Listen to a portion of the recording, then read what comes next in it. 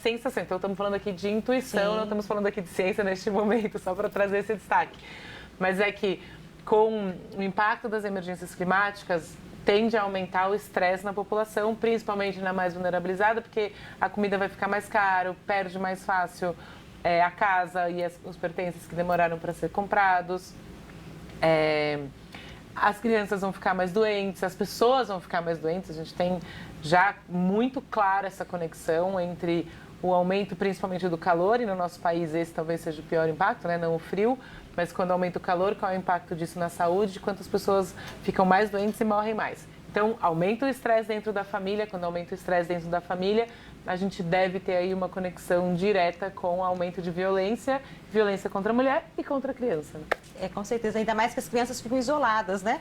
Quando a gente fala de enchente, por exemplo, das chuvas, que perde tudo, tem que ir para casa de um tio, de um parente mais próximo, ser acolhido de alguma maneira, e fica todo mundo junto ali, fica mais vulnerável, talvez, né? Se a gente olhar para o Rio Grande do Sul, a gente vai levantar dados certamente do que acontece nesses grandes abrigos, né? As escolas viram abrigos, que já é uma pauta que a gente pode discutir depois, porque daí a gente tira a rotina das crianças, deixa de pôr as crianças na escola, enfim. Mas as escolas viram abrigos de todo mundo junto. E aí expõe quem já está numa situação absolutamente vulnerabilizada a mais vulnerabilidade, né? Porque daí a gente está falando não só de violência, mas de abuso sexual contra crianças e contra mulheres também. Então, a gente vai... de fato, momentos de muito estresse transformam as pessoas e transformam algumas para um espaço muito violento. Né? A atuação das mulheres em movimentos sociais, como os que você participa, dos quais você participa, elas são preponderantes? Eu acredito que sim. Tem muitas mulheres atuando em movimentos sociais lá. E eu acho que a gente tem aquela coisa de ser mais preocupada mesmo, né, com o meio ambiente. Então, eu vejo que tem muita liderança lá, principalmente no distrito da Anhanguera. Tem muitas mulheres que atuam. Tem as mulheres na periferia, né, que fazem... Como que é a atuação dessas mulheres, Cirlei? Elas são mais cuidadoras, acolhedoras, trazem que tipo de pauta assim, para o movimento, para a gente entender? Eu diria que elas são bem de luta também, né? Tem muitas pautas lá no território. Então, tem um grupo que chamava Mulheres na Periferia, que era um grupo de jornalistas que faziam bastante divulgação assim, jornalística.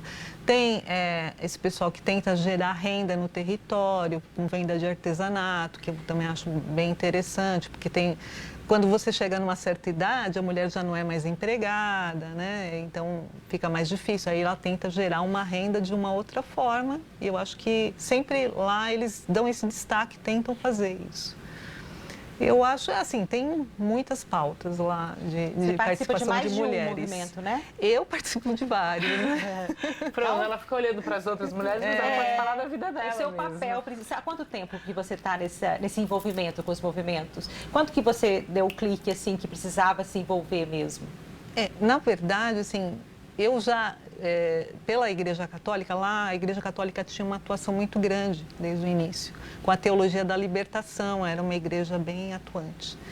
E eu atuava na própria Igreja Católica, dando comida, ajudando a olhar algumas crianças que ficavam na rua.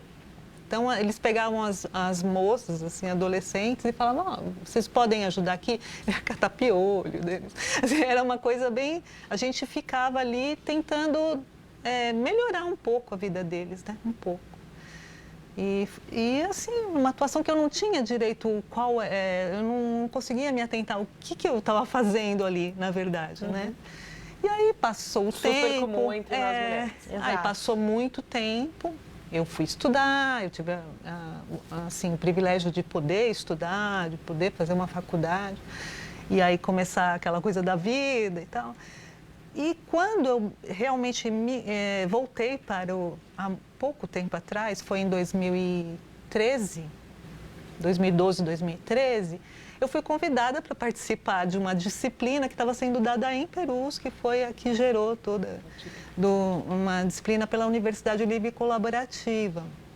E assim, era uma ideia totalmente diferente da educação que eu vi, assim, foi muito bacana. E aí que eu comecei a voltar, falando, nossa, Era mesmo, tinha esse movimento que a gente fazia com a Igreja Católica, começar a voltar toda essa história, né, de participação, e aí que eu me envolvi de verdade com esses movimentos e falei, não, agora é a minha hora de atuar na comunidade, né? Eu acho que eu já perdi muito tempo, né? Tem gente que fica a vida inteira como a entrevistada aí. Eu falei, não, agora eu acho que eu deixei muita coisa para trás e eu quero voltar e é o que eu estou tentando fazer, um pouquinho de cada vez, um trabalho de formiguinha. E aí o que eu puder atuar, eu atuo. E, a gente não precisa de estatística, né? Com esse exemplo de vida, né, Marina? Você percebe que eu estava pensando quando você falou que tem muitas mulheres no território, não só por causa do incinerador, mas eu fui chamada em alguns momentos para esse território, que não é um território... Eu não sou uma vereadora de base de território, né? Eu sou de tema. E aí, por causa da pauta do clima, do meio ambiente, da sustentabilidade, eu fui chamada várias vezes para esse território, todas por mulheres. Claro que tem um viés de eu ser mulher, dessa ser uma pauta importante para mim, mas eu também acho que diz sobre a relação com elas, porque uma... que era a Suerda, me chamou para falar sobre as nascentes. Sim, conheço a Suerda, ela faz parte do... Ela faz parte do movimento. A outra, Tatá, para falar do movimento da cultura do Quilombaque. A Ingrid Soares, que é uma servidora pública da Rede Sustentabilidade, me chamou para contar sobre o território inteiro. Me chamou para levar também no Quilombo da Parada, que são mulheres que estão ali com uma horta, reconstruindo a horta por causa do fogo que teve, investindo em cultura, história, num plano de bairro, do território. Então, de fato, a gente tem muitas mulheres que muitas vezes fazem exatamente o que a Julie falou, que é não perceber que estão fazendo, mas estão fazendo com carinho, com cuidado, mas também com muita força, muita energia, porque acho que essa resistência que vários dos territórios da cidade precisam ter para se preservarem, também exige muita resistência, muita força, muita luta, né? Nosso programa está chegando ao fim, mas antes disso eu gostaria das considerações finais de vocês. Vamos começar por você, Cilei, muito obrigada pela entrevista. Espero que tenha gostado. Quais são as suas considerações finais? Eu só tenho a agradecer, porque vocês estão dando visibilidade lá para a nossa luta, né? E eu gostei muito de participar, eu acho que o tema é bem relevante. Obrigada. Marina, muito obrigada, foi um prazer. Eu que agradeço, eu acho que a gente está discutindo na Procuradoria muito e com justa causa, olhando para a violência contra a mulher, mas a gente fortalece esse tema também, essa luta, olhando para os outros espaços em que as mulheres estão fazendo, estão entregando, estão se envolvendo. E aqui, nesse território que a gente está falando, tanto a luta contra o incinerador, quanto a luta da terra indígena de Araguá, para mim são dois exemplos importantes de mostrar formas das mulheres atuarem para fortalecer as mulheres internamente, mas também na comunidade. Isso não tenho dúvida que vai impactar a violência contra a mulher, que só sobe no nosso estado, na nossa cidade. Então, fico muito feliz de estar aqui hoje. Muito obrigada. Infelizmente, nosso tempo é curto e chegamos ao fim do nosso programa. Muito obrigada pela presença de vocês mais uma vez. Vereadora Marina Bragante, Cilei Bertolini. E até a próxima, uma próxima oportunidade, né? O Hora da Mulher termina aqui. Se você está acompanhando pelo YouTube, não se esqueça de se inscrever no nosso canal e comentar o que achou do programa. Nos acompanhe também pelas nossas redes sociais, pelo @Câmara São Paulo. Até a próxima. Rede Câmara São Paulo, sua conexão com a política da cidade.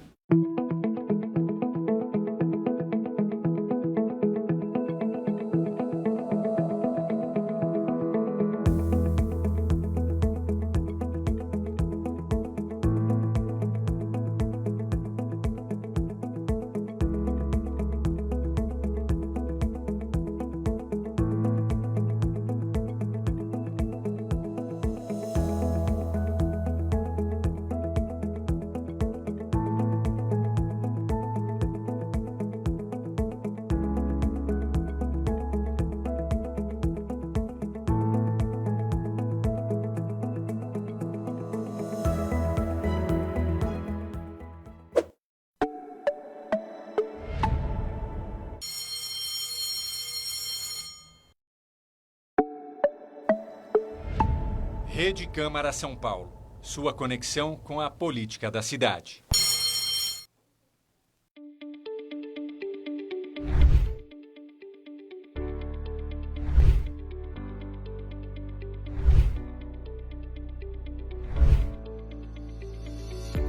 Há regras e diretrizes para construir, reformar ou manter edifícios e estruturas aqui na cidade de São Paulo. Isso não só garante a segurança nas construções, mas também contribui para o desenvolvimento sustentável e também a harmonia urbana.